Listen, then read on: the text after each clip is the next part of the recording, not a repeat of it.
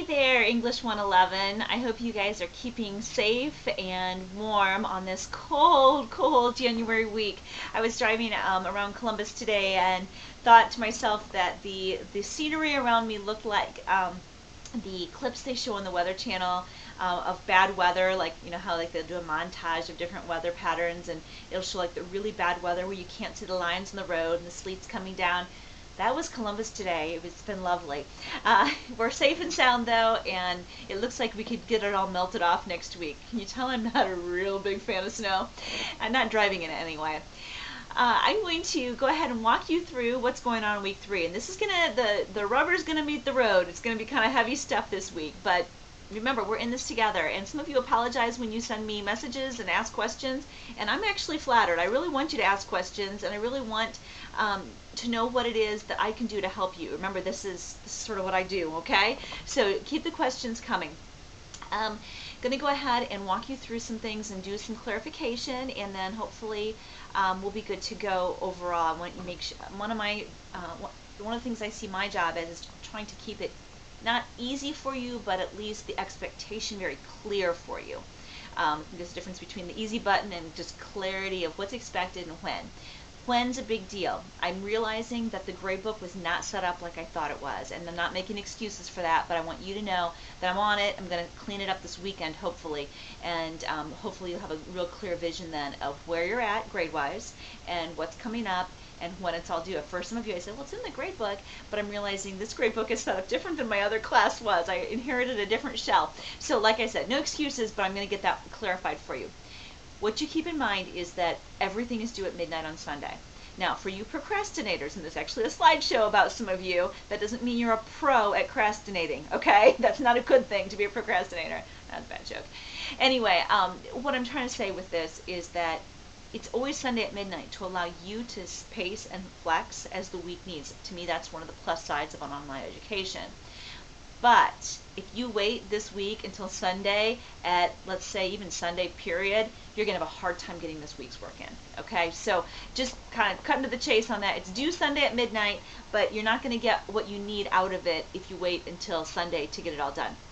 So week 3, let's look at it together, okay? We're looking at the reading and writing process slideshow first off, and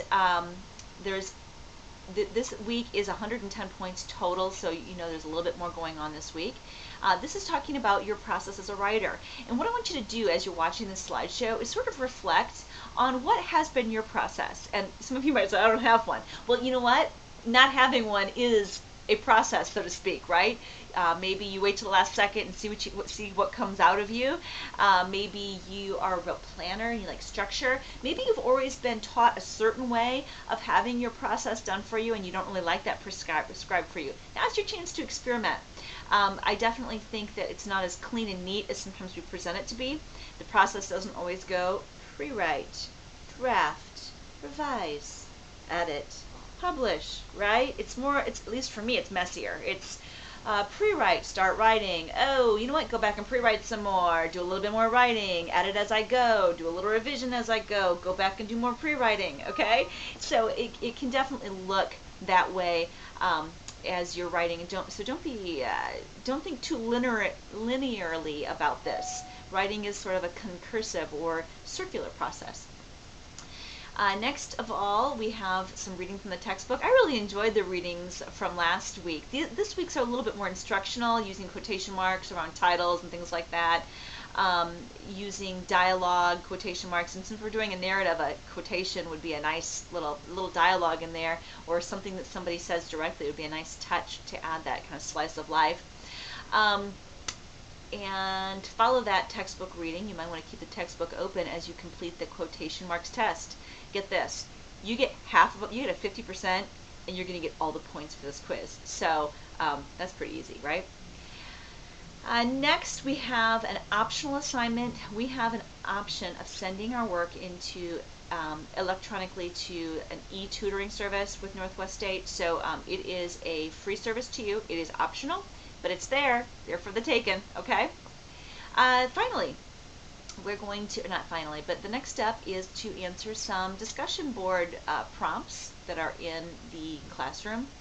The forums link is on the left-hand side of the screen. As you know, you're going to click on it. You're going to find something to discuss. I challenge you to try to think of something that you can think of it as a discussion instead of just here's my ideas, end of the story. Remember, somebody else is reading this. A real person's going to read and respond and try to relate to you. Give them something to relate to.